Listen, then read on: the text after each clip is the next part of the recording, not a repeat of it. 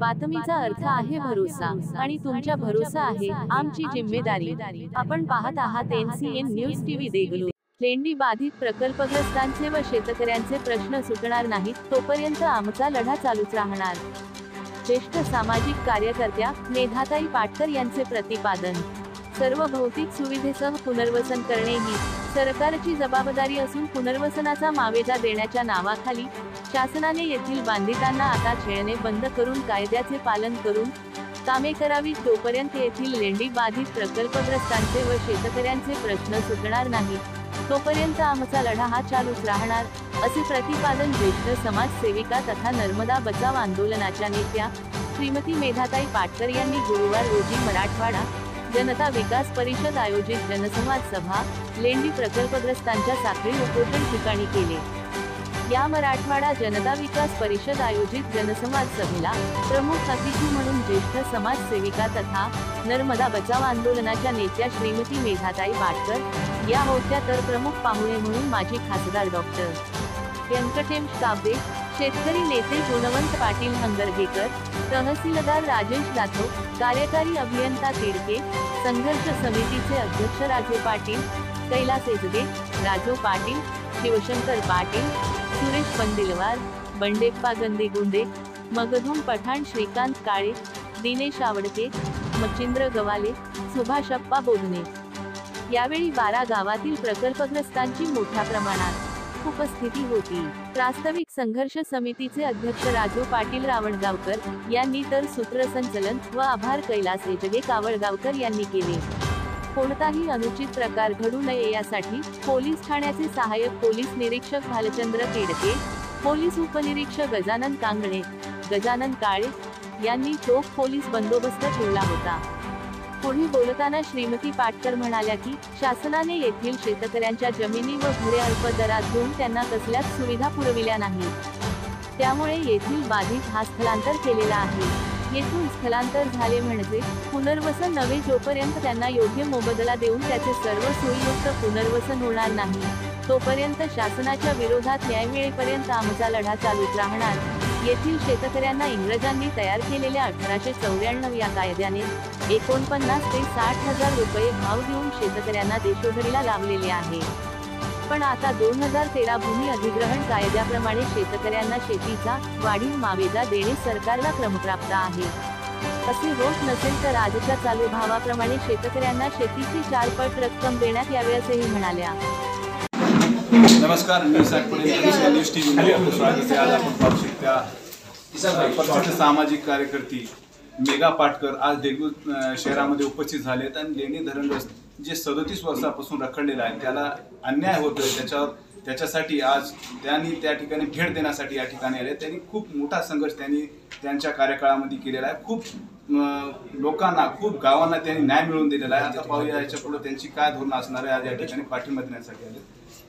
ताई साहेब, आपण लेंडी धरणावर जे पाठिंबा देण्यासाठी आले, आपण अनेक धरणाचं या ठिकाणी कार्यकाळ केला आणि आपलं ज्या पद्धतीचा अनुभव आहे त्या अनुभवासाठी आज इथं काय करणार? अनुभवासाठी नाही, त्या अनुभवाच्या आधारे आम्ही लेंडी प्रकल्पाकडे पाहतोय आणि आज संवादशील असल्यामुळे जिल्हाधिकाऱ्यांनी सगळ्या अधिकाऱ्यांना घेऊन आमच्याशी खूप चर्चा केली।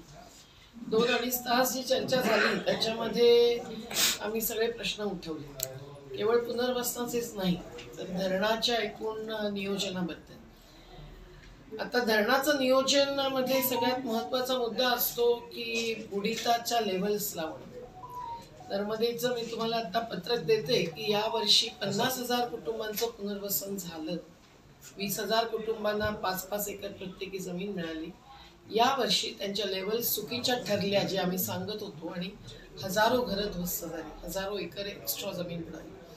हे असं सगळं होतं, त्यामुळे आम्ही विचारलं तेव्हा महाराष्ट्र सरकारने काही 2021 मध्ये असे आदेश काढलेले की पूर्ण भारतामध्ये 100 वर्षामध्ये सगळ्यात जास्त जो पूर आला असतो तो धरून लेवल्स ठरवत असतात आणि धरणाची उंची जी असते ती पूर्ण जलाशय स्तर असते, त्याच्यावरून पावसाळ्यात जे पाणी जातं ते 4 तास नाही 4-4 दिवस सुद्धा राहतं। ती मॅक्झिमम वॉटर लेवल, अधिकतम जलस्तर असतो आणि त्याच्या मागे जे पाणी वर चढतं ते बॅकवॉटर लेवल असते. या लेवल्स लावण्यामध्ये खूप गडबडी होते आणि महाराष्ट्राने आता मला तर धक्काच बसला की गेल्या 25 वर्षामध्ये जो जास्तीत जास्त पूर आला असेल, पाणी आलं असेल, त्याच्या आधारावरती लेवल्स लावणं ठरवलेलं आहे. हे तर पूर्णतः वैज्ञानिक नाही असं माझं म्हणणं आहे.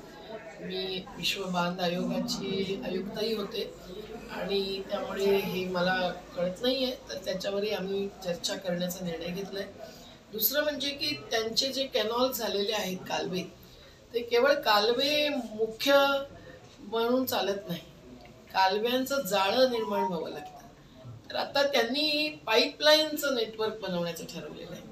पाईपलाईन नेटवर्कचे पण बरेच परिणाम असतात.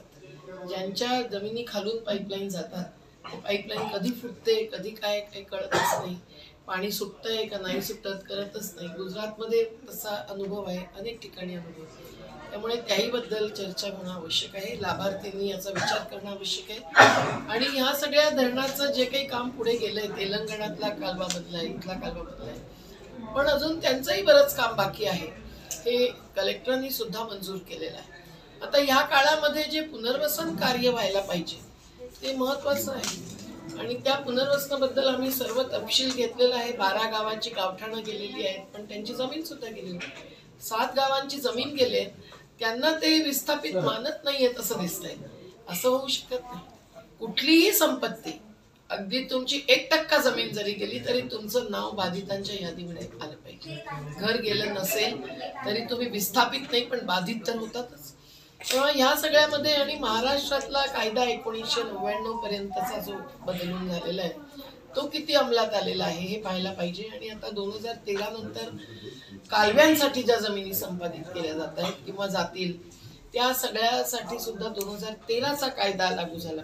2013चा कायदा ड्राफ्ट करण्यासाठी आम्हीच खूप बसत होतो. जयराम रमेश संवादशील होते आणि त्यावेळेचं केंद्रातलं सरकारच वेगळं होतं.